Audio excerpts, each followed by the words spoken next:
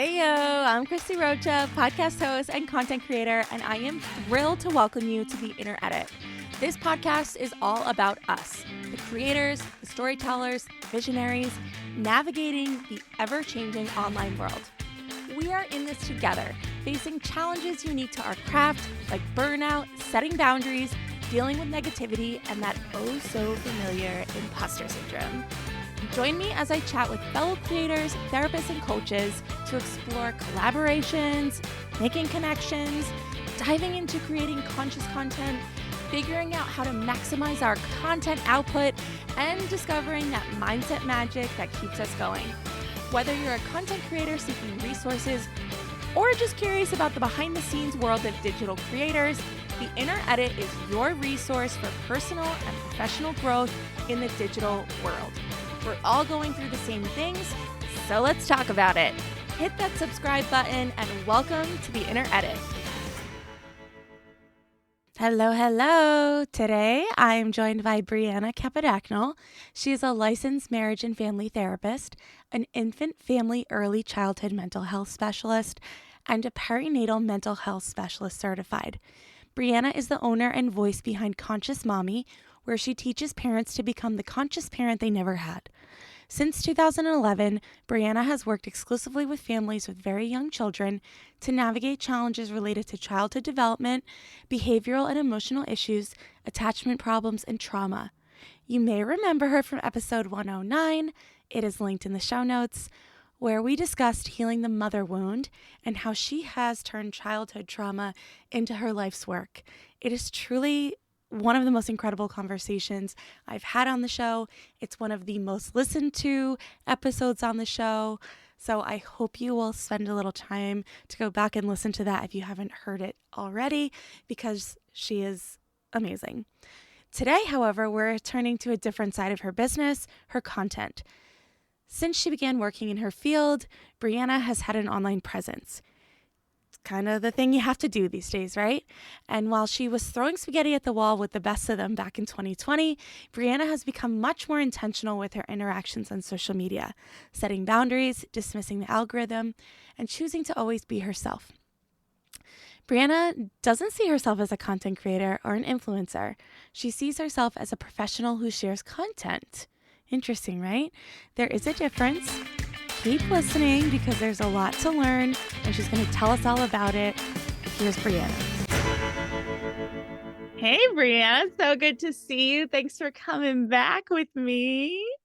Thank you, Christie. I got the best feedback from the people who listened to our mother wound conversation, and I actually listened to it a few times.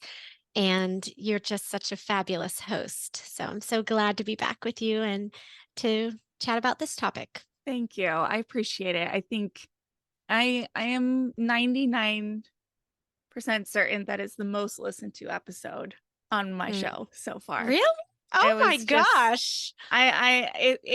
If not I think it is number one. I should have checked before we got it. If it's not number one, it's like top 3. It's like, oh wow. It really touched people on every level. So I'm just thrilled to have you here. Wow, what a blessing. Yeah. All right. So we're gonna see how this goes. As you know, and the listeners are gonna learn soon, that I am rebranding, changing my content. Mm-hmm. And so I want to talk a little bit more focused on how, I came to know who you are, and that is through your online presence. Mm-hmm. Take me back to the decision to be a person with an online presence. How did that start, and where did you see it going? Sure. So I'm going to take you back to the very, very beginning before I rebranded myself as Conscious Mommy. I have a brick and mortar business. I have a private practice where I work with families and very young children. And I had written this 80-week curriculum for moms and children birth to 24 months. And it's a weekly cohort class that I lead for basically 80 weeks total is the full program. And so I was leading this in my local community, and I started I basically opened up my own center for new moms called South Bay Mommy and Me. And the original moms in my group who had kind of found me elsewhere, and I was like doing Mommy and Me in their houses because I didn't have a space to do it. It was so like grassroots and backyard vibes, you know what I'm saying? Mm-hmm. They were like, you need to get online and you need to start talking about the things that you're doing so that you can, get more people into your classes. Mm. So that was my original intention. I I never ever intended to grow an audience. I never intended to be a content creator, nor do I even consider myself a content creator. I certainly did not intend to become an influencer. And again, I also do not consider myself an influencer, although Mm-hmm. I do recognize that I do have a lot of influential power, if you will, because of my background. And when a professional gets online and talks, it gives more weight. Mm-hmm. So I'm very aware of those things, but that was not actually my intention to get started. My intention was just to spread the word about South Bay Mommy and Me. So then it was actually Dr. Asherina Reem, Psyched Mm. Mommy, who came across one of my posts somehow, and she shared it, and overnight, I gained like 5,000 followers or something ridiculous. Yeah. And then I was like, do I have a responsibility to these strangers that are now following me? And what does that mean? How do I show up in this space? Because before that, I was just like living my life Mm-hmm. and I was just being myself. But then the moment like I felt like there were more eyes on me, and I was like, oh, I'm getting messages from people who want me to talk about their product. What is that? Like, am I like PG and P&G or Procter and Gamble now? Like, what is this? I don't understand. I was very confused by it all. And I've had to really learn a lot. Like, I am not a graphic design person. If you saw my original graphics, fine. It's like I try to put every single thought I have ever had in my head on one square. It's Yeah. very overwhelming and Yeah. is not visually very pleasing. So I've learned a lot of things like that. I've learned how to do those things. I do have a background of like being on camera, and I love like editing and things. So when that feature came out, it wasn't too hard for me to adapt. But what was hard was how it originally came out. I don't know if you remember in 2020 when we were in lockdown, Reels came out, Mm-hmm. and everybody was like hip thrusting to to Yes. parenting advice. Do Yes. you remember that Yes, I do. very Yes. cringe period of life when Yes. we hip thrusted, don't hit your kids? Yes. But you live, you learn. That's the period of life I look back on and I think, shouldn't have done that. Probably not the best choice. Um, so again, like I've learned to be okay with just like talking and sharing my information and like not living for the algorithm, Mm. um, and not living for like reach and like virality. And as I was preparing for this conversation, I was thinking about like, what is the difference between a content creator Mhm. and uh, a professional in some kind of field, in my field, mental health field, who is creating content? And I really think like the big difference is this issue of going viral and producing content to be consumed for the sake of it. Mm. Okay. That those are not things that I have any interest in. I have really no interest in going viral. If it goes viral, great. Do I think my messages are viral worthy? Yeah, I do. But I also know that like you have to sit and watch them for about 2 minutes. And that's a long time for a lot of people to Yeah. invest. And I'm okay with that. I have accepted that I'm okay with that. Like, I'm not going to put myself out there in ways that are inauthentic to me, Mhm. just for clicks or likes or views. Like, that's just not the life that I personally feel comfortable and confident living. No tea or shade to anybody who does live their life that way. If that's what gives you meaning and value and purpose, then you should do exactly that. For me personally, I'm much more invested in educating the public on the specific area of mental health that I focus on, Mhm. which is child-parent relationships, maternal mental health, healing past wounds. I get into some inner child and trauma and family dynamic related issues, and really like speaking on things that I know of, that I know I have a felt experience for, whether it is from my own life or it is something through the lens of all of the, thousands of clients that I've worked with. So I feel like that's kind of probably the biggest difference in my opinion between content creators and professionals. And yeah, my goal is to just keep getting this information out there, and if it changes one person's life today, then I'm doing good. Like Yeah, that's my mission. You know what I'm saying? I do. I do. It sounds like for you, the particularly like the social media platforms just happen to be the way a lot of information is distributed now. It could have been anything, and that Mhm. would have been the value of it for you, is getting the information out there. Right. Yeah. I wasn't on social media before. I mean, I have a Facebook account. Right, Okay, right. because I'm a millennial. Of course, I have a Facebook account. Right. But like I don't have Twitter. The Right. only reason why I have this Threads thing now is because it's connected to Instagram. Right. I don't have a Snapchat.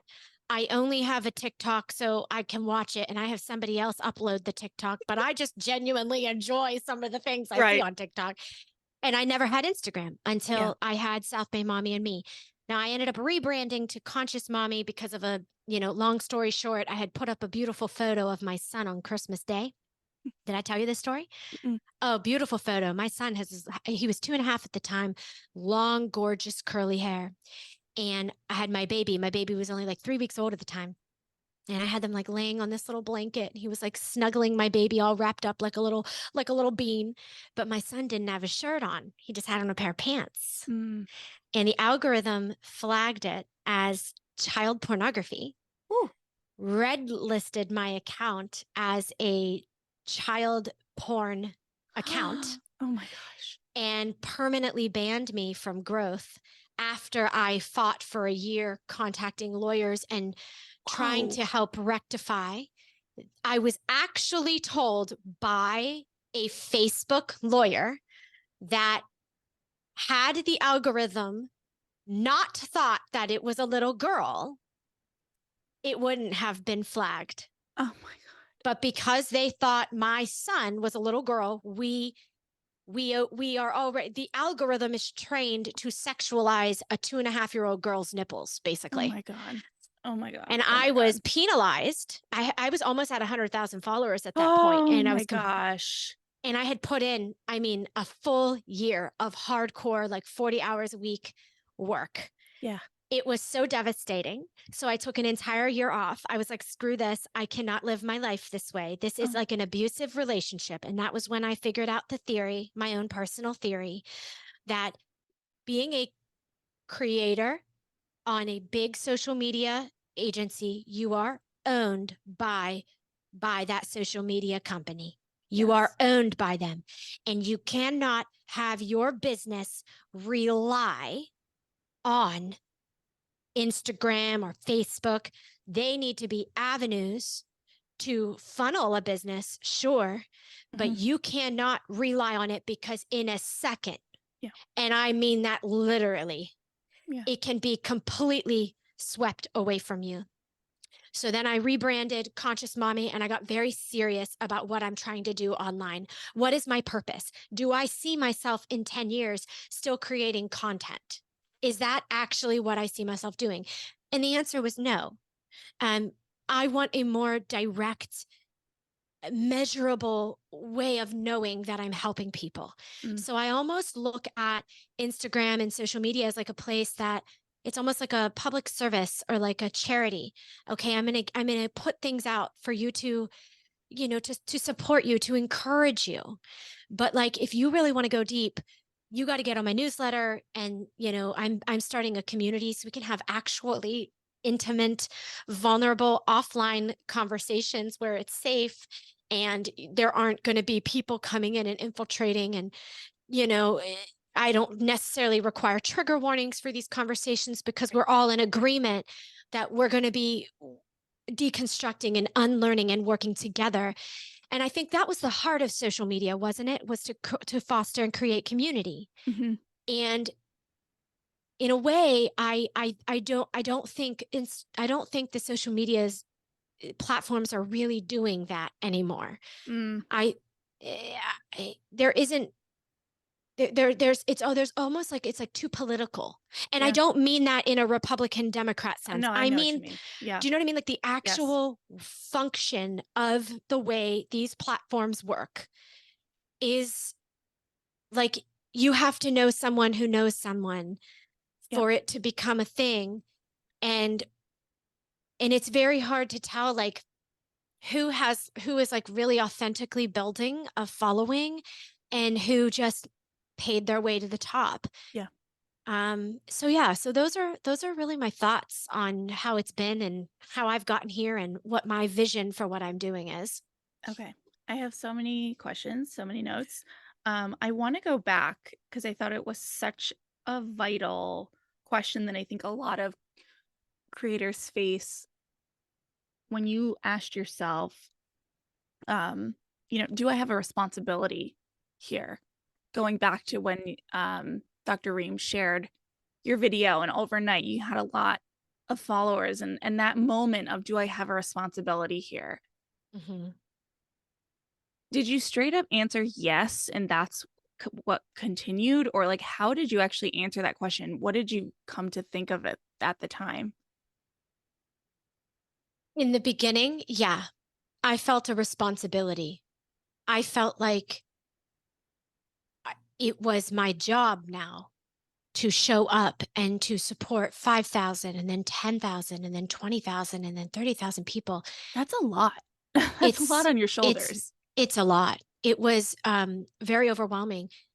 Again, because there's no conversations about this, and it's very ego driven. The whole influencing field is very ego driven. Like, oh, I have X number of followers, so I'm important.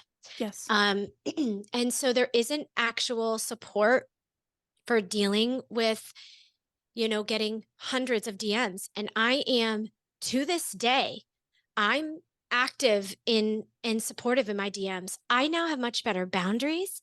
Yeah. Like I will respond to DMs and point you to resources, but I don't do advice in DMs. Right. I was sending voice notes and videos and having essentially like creating relationships in the beginning. Yeah. And I don't really feel like anyone in particular in the audience was taking advantage. Like Right. it wasn't that way. It was just when it suddenly became 100 a day. Right. And now it's like, okay, 3 hours of my day is dedicated to DM support. Right.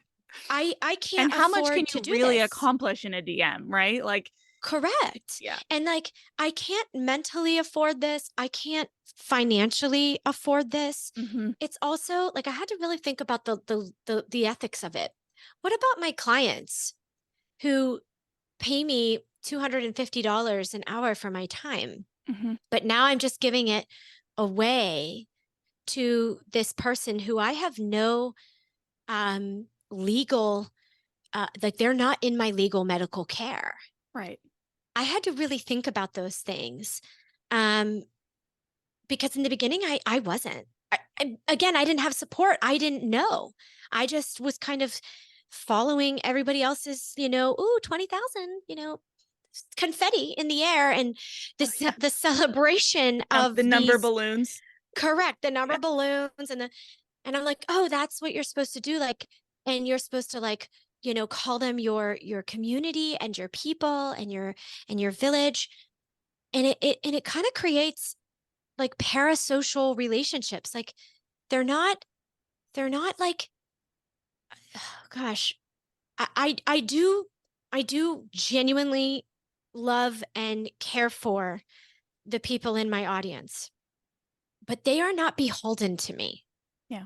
Like if for whatever reason I am not supportive or I'm no longer needed in your life, you are welcome and free. And I want you to go because I want you to live your life. Right. And at the same time, there are many, many people whose names and faces I now recognize because they have been commenting for years and they've been engaging in DMs and responding to stories for years. And it is such a strange thing because I feel like the relationship is very one sided. Mm, They know a lot about me yeah. and I don't know much about them. And as a therapist, Right. that's like the complete opposite So true. of Oh my my general gosh. life is that I Yeah. know an insane amount of things about people. I know Yes. more about certain people than their own marital partners know about Yeah. them. Totally. And I'm kind of this, you know, I wouldn't say I'm a closed book by any means, but like the sessions aren't about me. So like you Right. don't know that much about my life.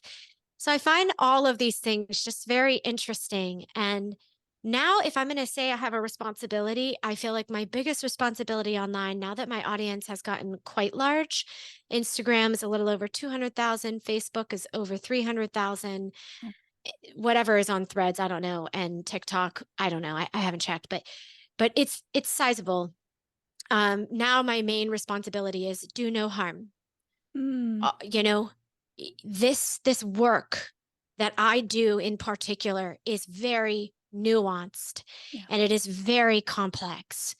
So I double check all of my messages. Am I saying something in an absolute way? If I can, if I am, can I say it in a less absolute way and really remind people what the heart of this is? Take what serves you and discard the rest, Hmm.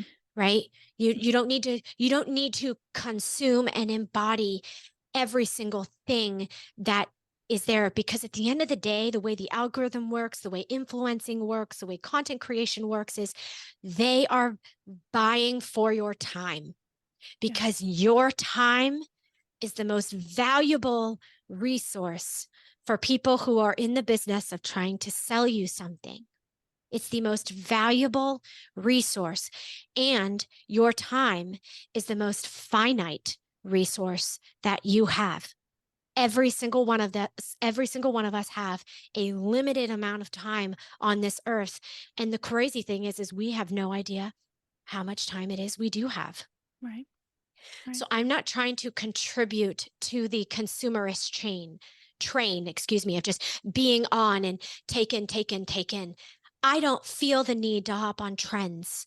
Right. Um, I don't feel the need to share every waking thought that is in my mind. If it is relevant for the folks who follow me, or it's something that I feel like shares a bit of me in a way, again, that is appropriate and will not do harm, Right. then sure. But like, I'm not doing clapbacks.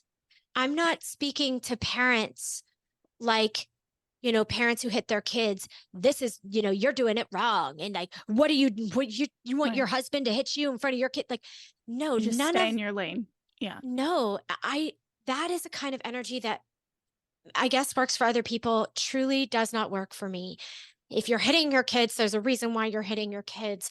Let's reflect on that. Let's understand how our past influences the way we show up for our children. Let's understand the hurts that are driving that behavior. Then we can be curious about the impact that it might be having on the child. And then you can decide if and when you want to make a shift. That is always the flow of my messages. Hmm. It's virtually the same because I'm not here to tell you what to do. I don't have the recipe for perfection.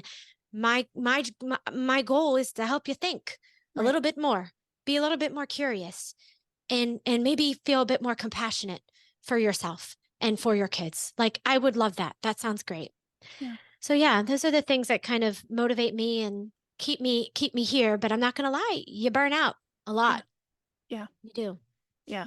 Okay. So something that you mentioned I think is super interesting, particularly for like you're saying, I'm not a therapist, you know that, but I mostly interview therapists and coaches and but really where I started was with mental health professionals. And I think there is this added layer there for mental health professionals on public platforms. And you talked about it first as a point of ethics. Like, here I am having clients paying me for the same information that I'm putting out online. Now, just as a person who's in therapy, I already can see how different it is actually, the difference between what I consume on social media versus what I do with my therapist. Hmm. But how did you how did you heal that for yourself? How did you come to the point of, here's what I'm willing to share for free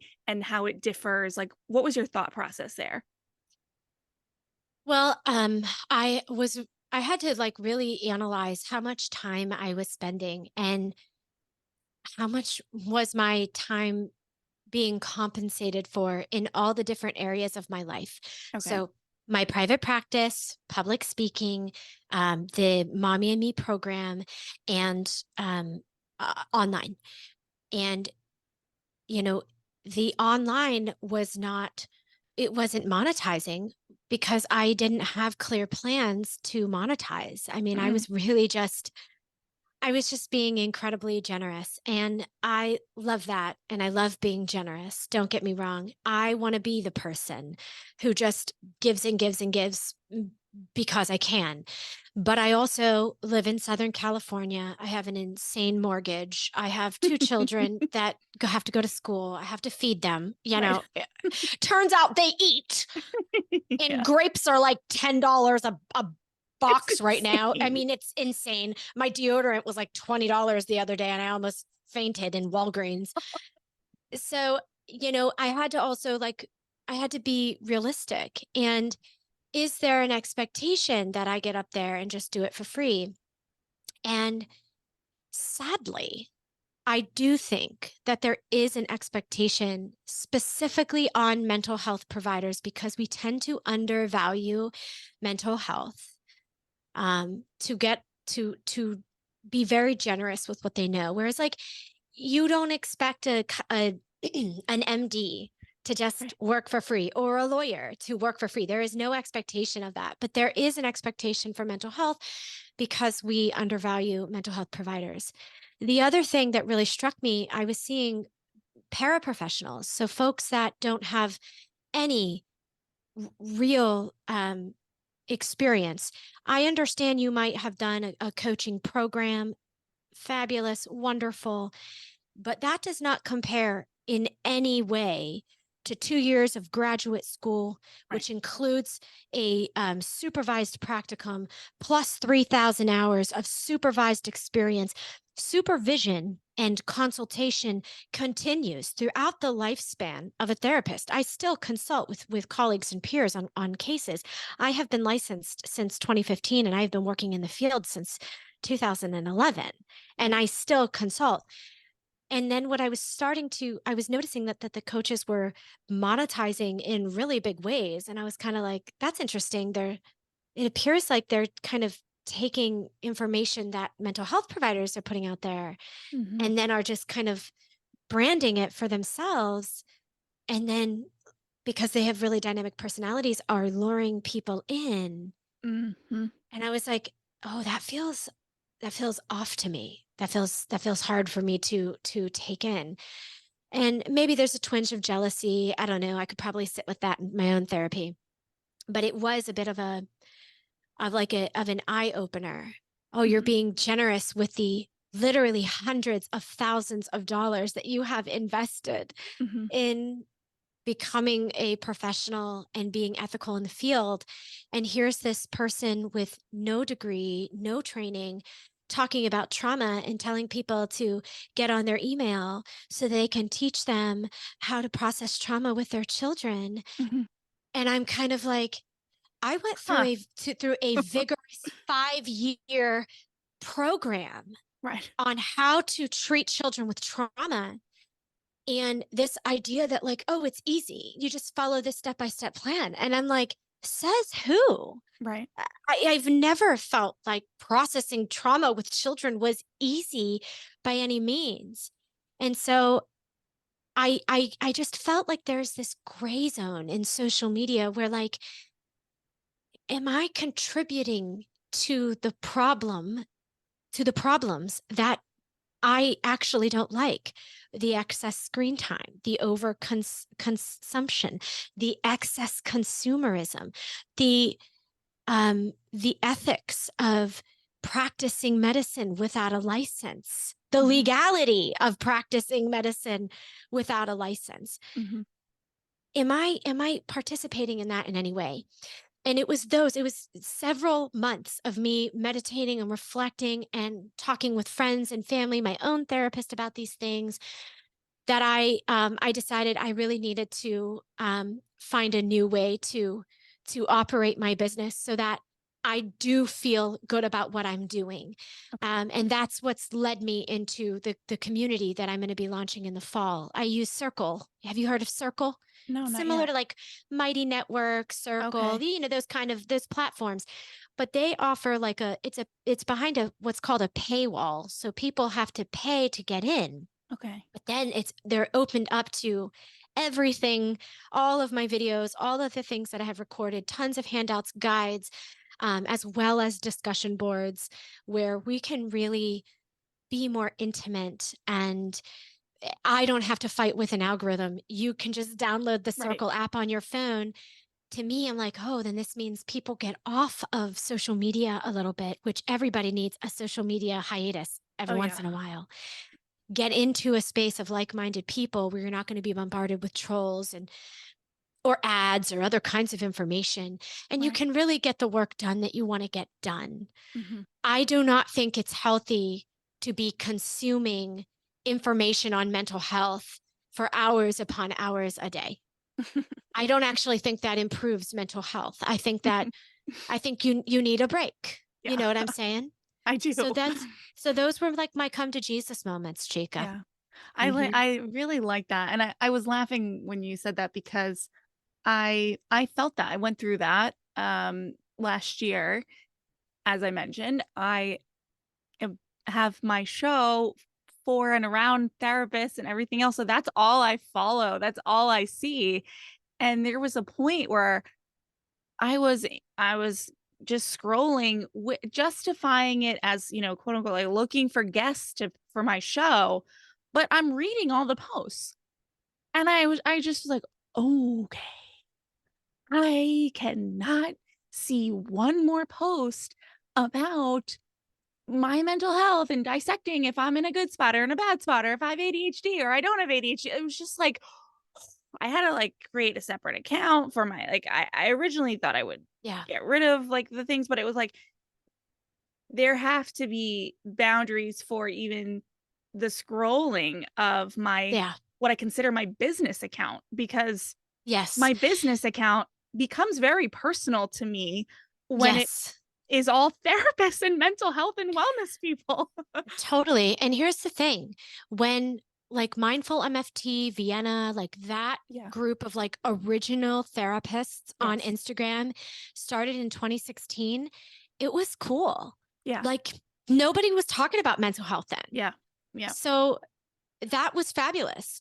And even when I came onto the scene in 2018, there Yeah. weren't a ton of parasocial or excuse me, paraprofessional people Yeah. up on there. It was Yeah. mainly actual licensed mental health providers. So like there was less competition. There was Yes. like you weren't like competing with people that were just trying to like be racy or just trying to get clicks. Right. Like people were engaged. But after the pandemic, I mean, once the pandemic started in 2020, it became insanely saturated. And Yes. then the algorithm changed and people began having to post way more than they were posting before. I mean, I would post, oh God, 2, 3 times a week when it was Right. still the chronological feed, Right. and I'd be gaining 10,000 followers a week. Wow. Right. It Yeah. was it was crazy how quickly it was growing. And then as soon as the algorithm changed, it really did the algorithm shifted to exactly what Mark Zuckerberg wants. He wants your eyes. He Right. wants your attention. He wants your presence. He wants your focus. Right. I'm not a conspiracy theorist. He has said it. He wants the metaverse. Right. He renamed his business freaking Meta. Right. He he wants us all consumed by that. And so they keep creators and professionals trapped in this psychological Yeah, it's never So enough. it's a Yeah. violent, yes. It's like an emotionally violent relationship where like it is never enough. I can't possibly do it good enough. And when your content isn't performing, even though it was content that performed perfectly well a while ago, it's never the algorithm's fault. Maybe your audience is bored of you, or Right. maybe your message just wasn't that good, or Right. maybe what you're doing just isn't that good. It's Hmm. like, no, that's actually not true. It's everybody has something valuable and important to say. Just show it to the people who want to see it.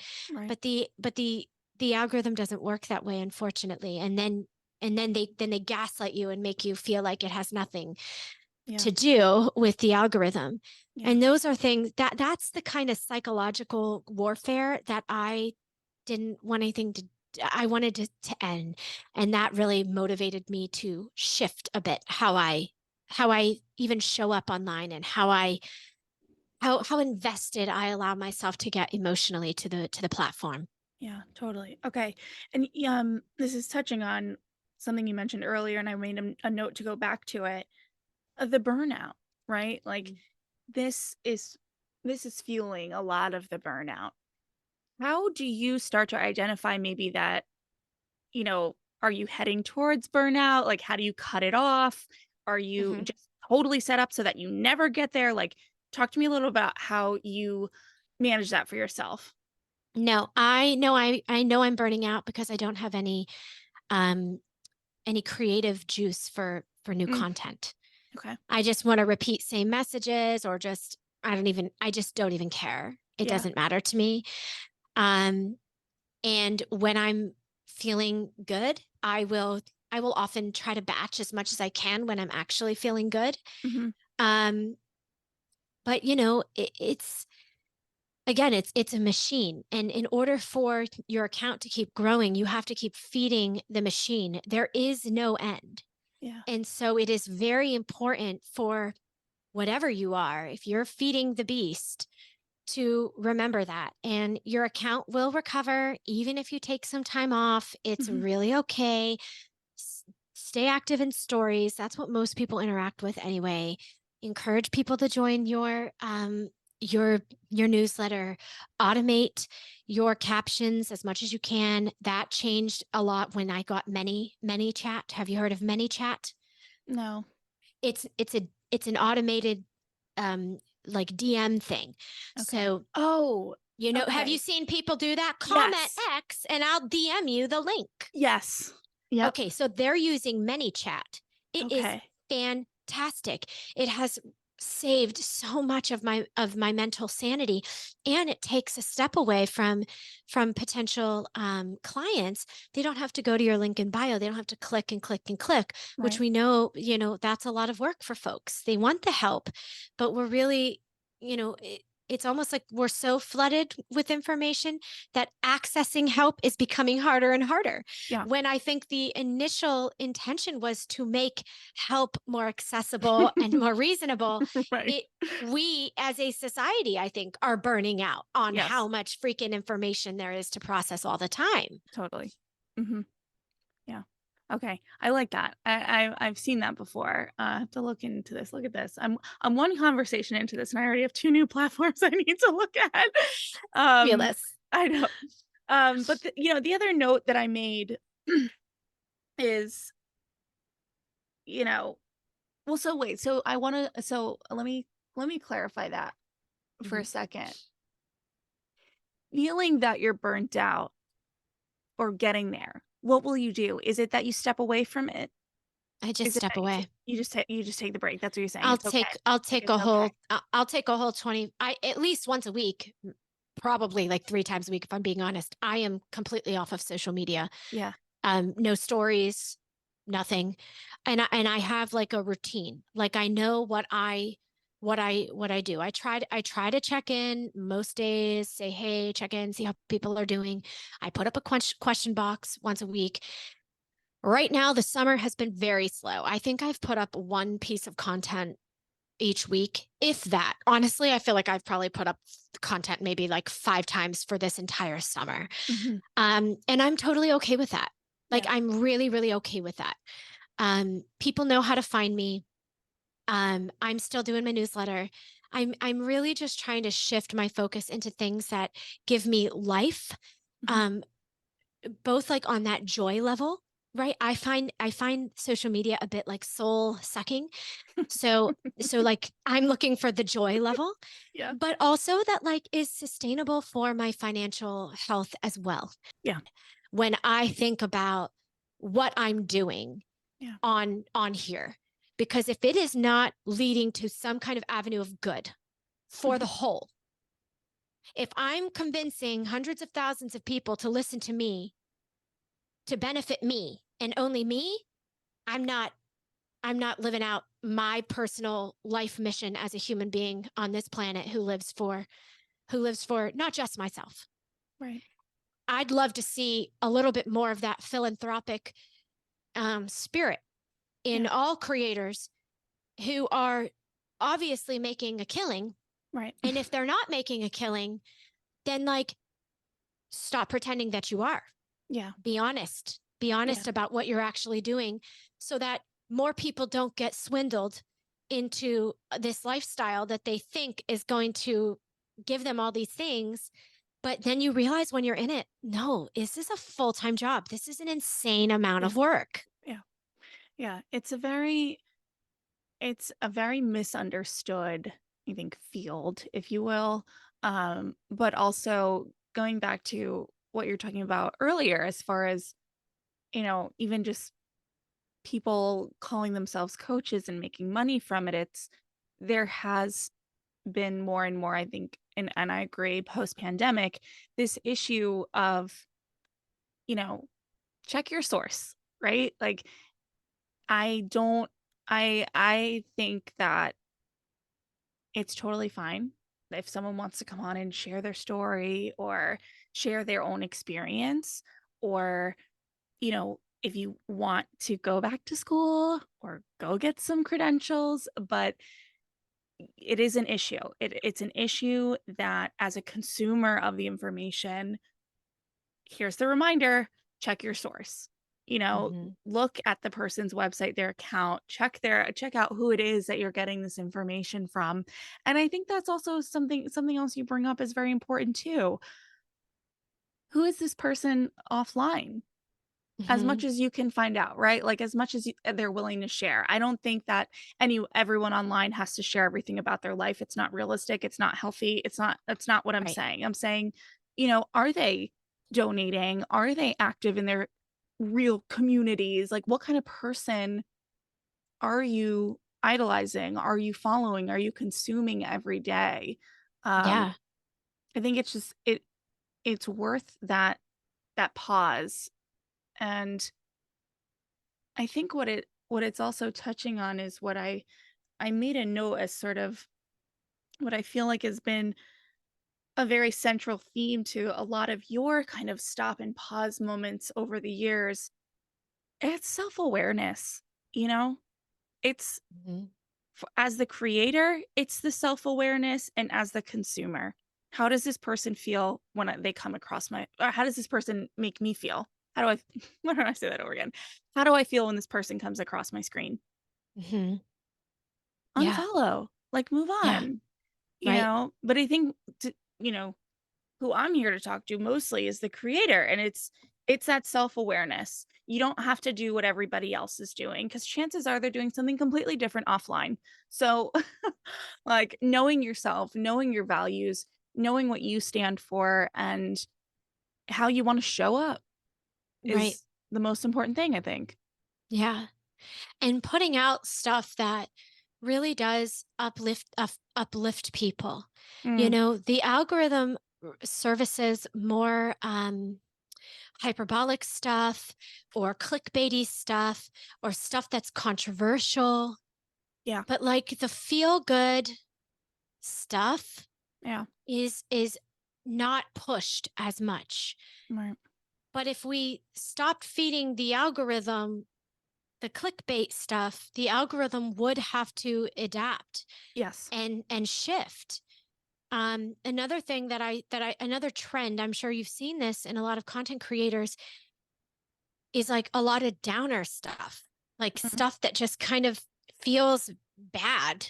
Yeah. and does make you doubt. It does make you question.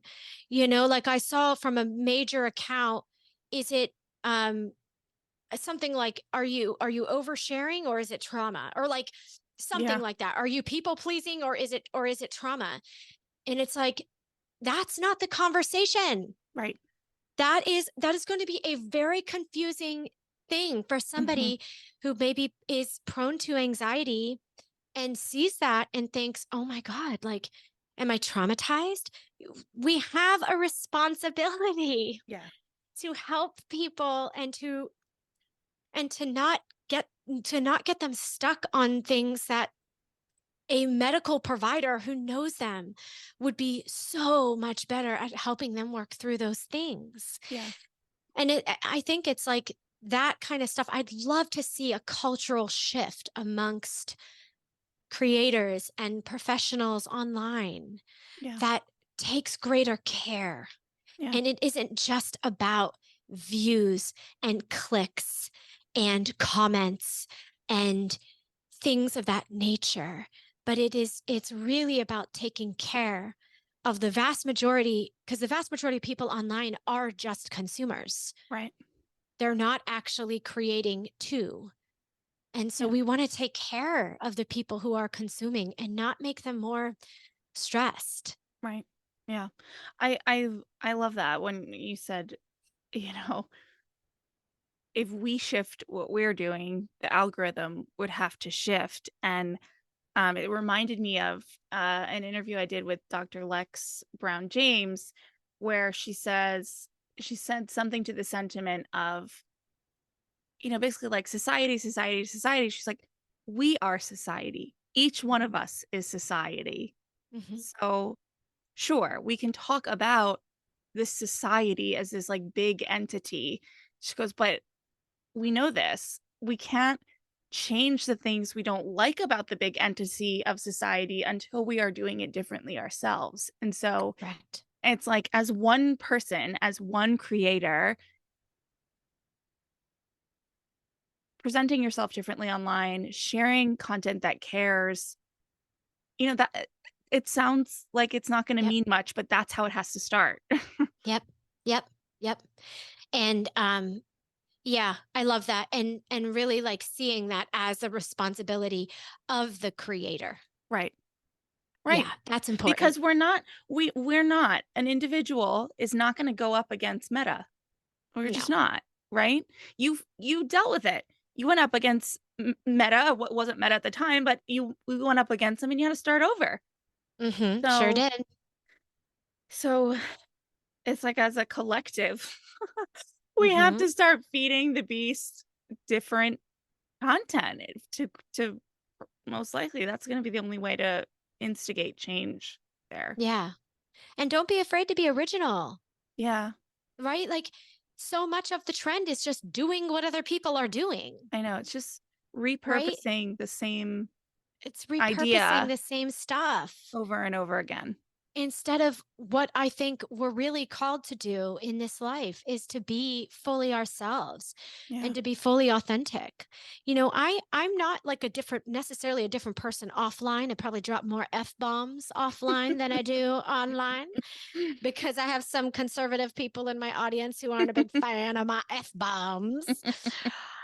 Okay, that is fine. I'm happy to censor that if that Right. is necessary. No biggie. Right. But like my anti-racism work, I don't hide that.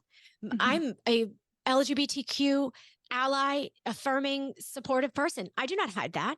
Right. I am neurodivergent, the parent of a neurodivergent child, and I specialize in neurodivergence. So a lot of my work is going to be speaking about anti-ableism and really teaching parents how to meet their child where they're at and accept their child for who they are, not who I want you to be, not who I desire to be, not who I think you should be, but Mhm. for exactly who they are. So that's totally authentic to me. I'm anti-capitalist. I talk about that a lot. I talk about the consumerist culture and the capitalist drive.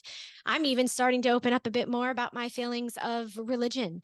And obviously, I talk nonstop about the patriarchy because I'm guided by feminist theory.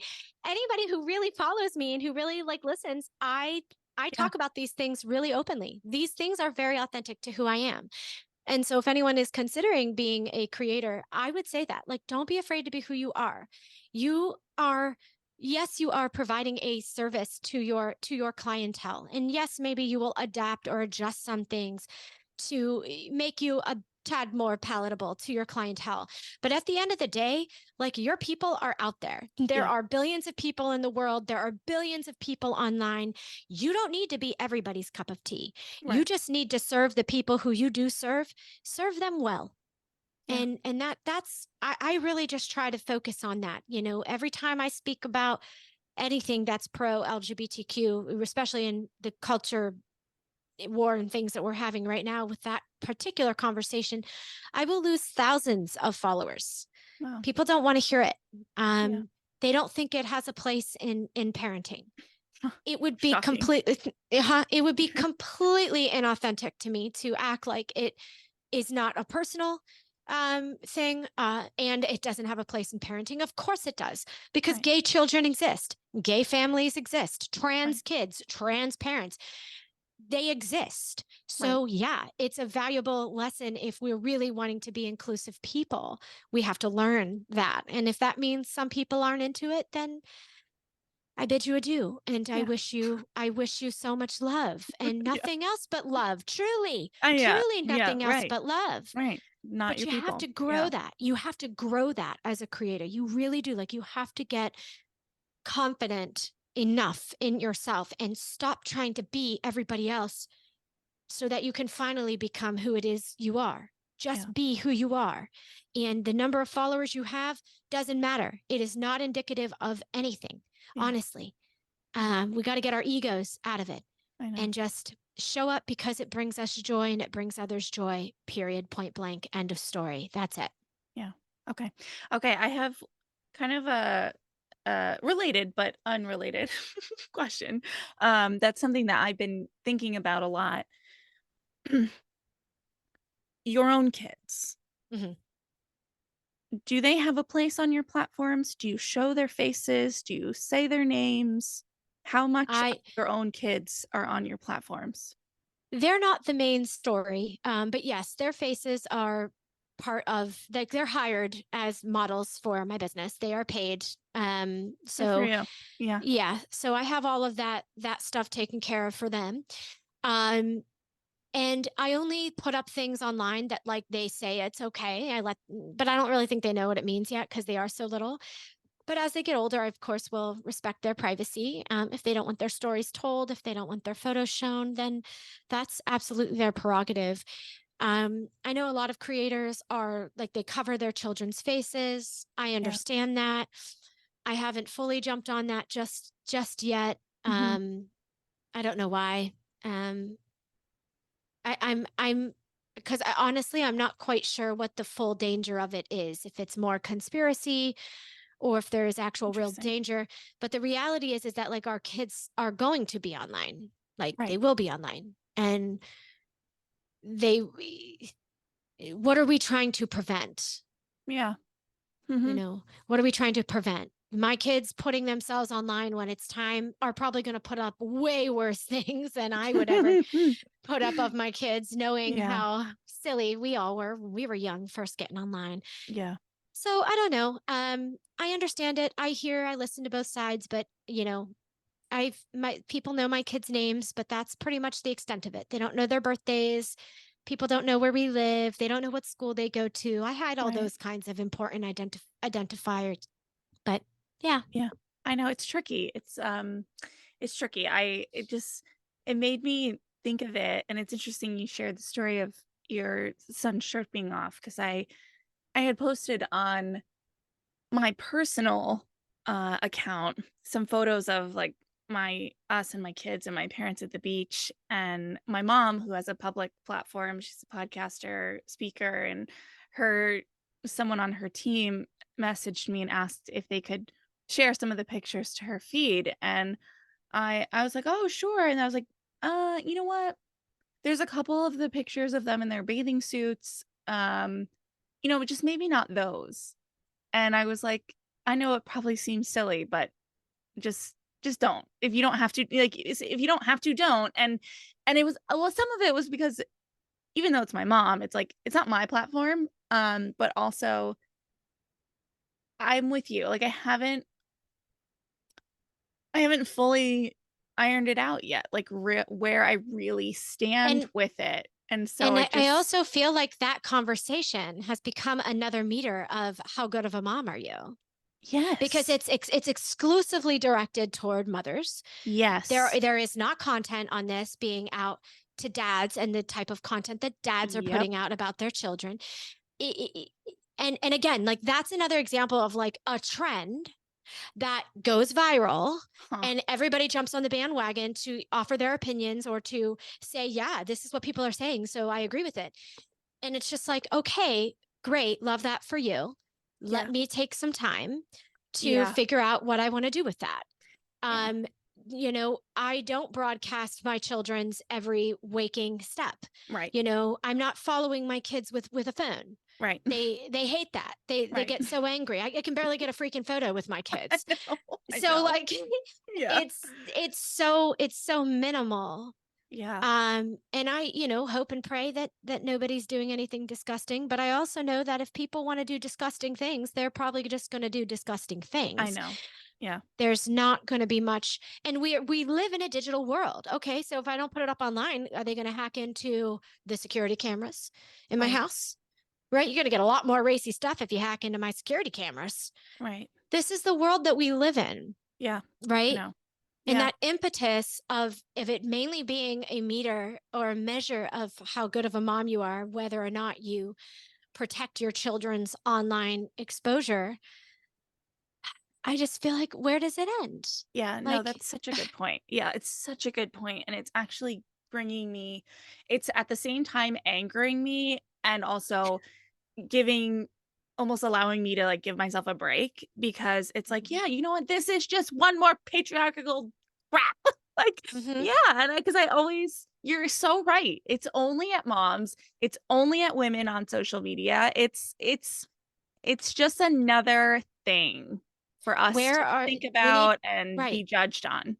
And we need more because it's mainly the men who are the predators. So where are the men who are not being predators going online and educating predators about not being predators, Right. instead of the burden being on women again having to protect themselves from men who hurt them and their children? Like, Yeah. come on, people.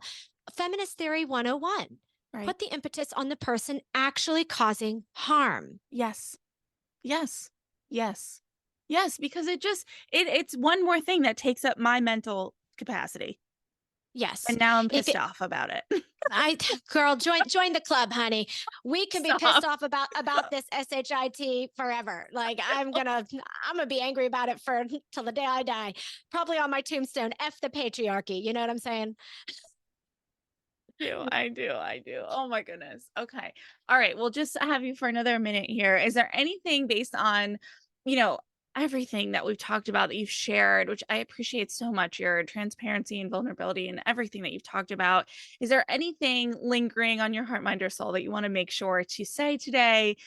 Anything I didn't think to ask you or something you want to leave people with? Yeah. If it my The only thing I want to lead with is you don't have to do it all Mm, on social media. Do what you do well, lead from a place of love. Always be kind, even to the people who are trolling you or who don't like you or disagree with you. Be kind and be loving and give people time if you feel it is worth your time to give time. But you don't have to respond to everything. You are not indebted to anybody online. Um, and prioritize that for your own mental health. And it should be, a good experience, but, treat it like a job. yeah. It is a job. Have boundaries around it. Know what your mission is with it, and then see how it evolves. And try not to force it. Just trust the process. It's going to evolve how it's going to evolve. Okay. All right. Thank you so, so much. I always love talking with you, and I just appreciate your time and insight so much. So thank you. Of course, Christy. Thank you.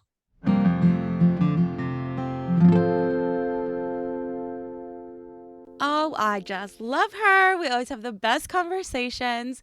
You heard Bryana say that she never intended to grow a social media audience, let alone become any kind of content creator. She doesn't see herself in those terms, but because she needed to share her information to get her business started in the beginning, that's kind of what happened. It's so relatable and something that I hear time and time again from creators. We have to be online to market ourselves and our businesses. And it's kind of this accidental thing that suddenly we're posting and putting ourselves out there in ways that we never dreamed of. But then it starts to work. So we keep going. And a lot of times it's fun and hopefully it's helping our business or our platforms grow. So we just keep going and going and going. But this is where that gut check needs to come in. And there aren't that many people who can tell it to us as straight as Bryana can. She had to learn and adapt quickly in starting her platform. And she also had to navigate the overwhelm and the new sense of responsibility she felt for her newfound audience. It took time, but Bryana was able to differentiate herself between being a professional who shares content and being a content creator. This means that she doesn't play the algorithm game or do anything for clicks and likes. To Bryana, showing up authentically and sharing accurate information that is in her lane of expertise is what is most important to her. To feel that responsibility, but to also set boundaries is super commendable because I know how hard it is, and I'm sure you listening know it as well. If this resonates with you, I highly suggest you listen to my conversation with Meredith Masony. It was episode 125. It'll be linked in the show notes. Meredith talked a lot about being true to herself and how we change over time. Growth is inevitable and change is good. And if your audience has an issue with that, there are plenty of other accounts they can go hang out at. Pretty much love it or leave it. For Bryana, this means keeping much of her personal info and operations behind a paywall. But why? Because it's valuable. Over and over again, we're seeing society undervalue mental health. And because of this, many of the free resources out there are not the best. They aren't always fact-checked and they aren't always ethical. But for some reason, a lot of times these are the things that rank in the algorithm, making it difficult for real professionals like Bryana to stand out. So the message here is check your sources and do your homework. Don't take anything as truth just because you saw it online. And for Bryana, this is one of the things that she says leads to burnout. Burnout is real, and it happens in every profession, and I have seen it over and over again in content creators. I recently had the privilege of interviewing Jude Charles, who works in visual storytelling and insists you should show up as who you are, not just as what you do. Jude has also experienced burnout, and that show is an excellent resource if this is something you're struggling with too. I will link it, of course, in the show notes. And speaking of notes, on a side note, Jude and I will be together in Orlando for Luann Live this November 5th through 8th, talking about health and wealth in the interior design industry. But I'm telling you this right now, this conversation crosses over into any field, and I would encourage you to join us there. It's going to be such a great learning opportunity and just an exciting atmosphere to learn from everyone in the room about how to make more space for our physical and mental health within the capacity of our careers. When we feel good and are in the right headspace, we do good. And Bryana says she wants to see more of that. She says she'd love to see a cultural shift among creators and professionals online that simply take greater care. She isn't saying you can change the algorithm with one uplifting post, but she is saying that it starts there. I mentioned in the episode my conversation with Dr. Lex Brown-James because she makes such a good point. Basically, she said we can talk about society all we want, but we are society. Each of us is society. So it starts with us as individuals. Boom. All right. Well, Bryana, I always love connecting with you. Thank you so much for your time again. Thank you for listening, and I'll catch you next time. Bye. Thanks so much for listening. This podcast is a production of Luann Nigara, Inc. To learn more about me, my world, all the things going on, head over to ChristieRocha.com. Bye.